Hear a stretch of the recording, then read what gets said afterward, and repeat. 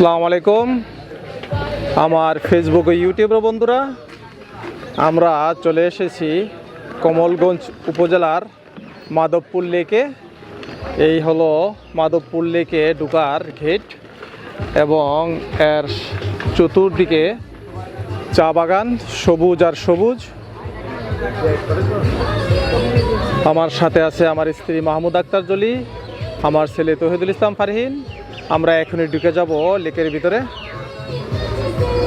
এই লেকে ঢুকতে টিকিট লাগে 30 টাকা। আমরা গাড়ি পার্কিং করে এইমাত্র প্রবেশ করব মাধবপুর। এই হ্রদটি মৌলভীবাজার জেলার কমলগঞ্জ উপজেলার মাধবপুর ইউনিয়নে অবস্থিত। 1965 সালে চা বাগানের টিলায় বাঁধ দিয়ে পানি জমিয়ে এই লেক তৈরি করা হয়। প্রায় 50 একর আয়তনের মাধবপুর হ্রদের দৈর্ঘ্য 3 কিলোমিটার এবং স্থান বিশেষে প্রস্থ 50 থেকে 300 মিটার পর্যন্ত। এই হ্রদের অন্যতম বৈশিষ্ট্য লাল এবং নীল পদ্ম।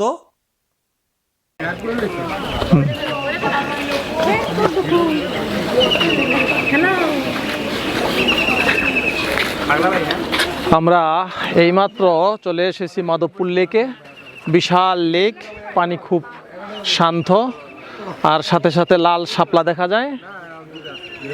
আর এর পাশেই যে পাহাড়ি এলাকা, পাহাড়ের ঢালে প্রচুর চা বাগান এবং সাথে বিভিন্ন ধরনের গাছ আছে। আমরা ওদিকে যাব এখন।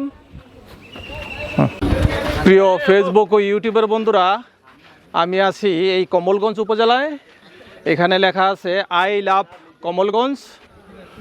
এই লেকের অন্যতম বৈশিষ্ট্য এই প্রবেশ পথেই এই জিনিসটা সুন্দর আকর্ষণ করছে এবং লাভটাকে লাল দিয়ে করা হয়েছে।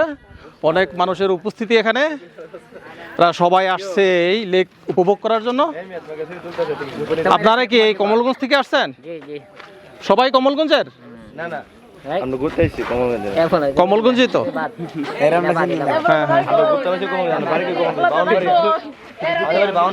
হ্যাঁ, ব্রাহ্মণবাড়িয়া থেকে এরা আসছে।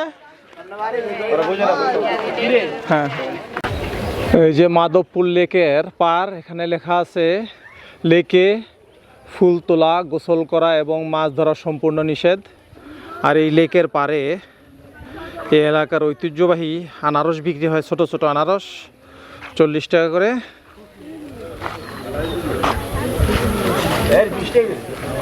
আর প্রচুর ফুল এখানে, লাল শাপলা।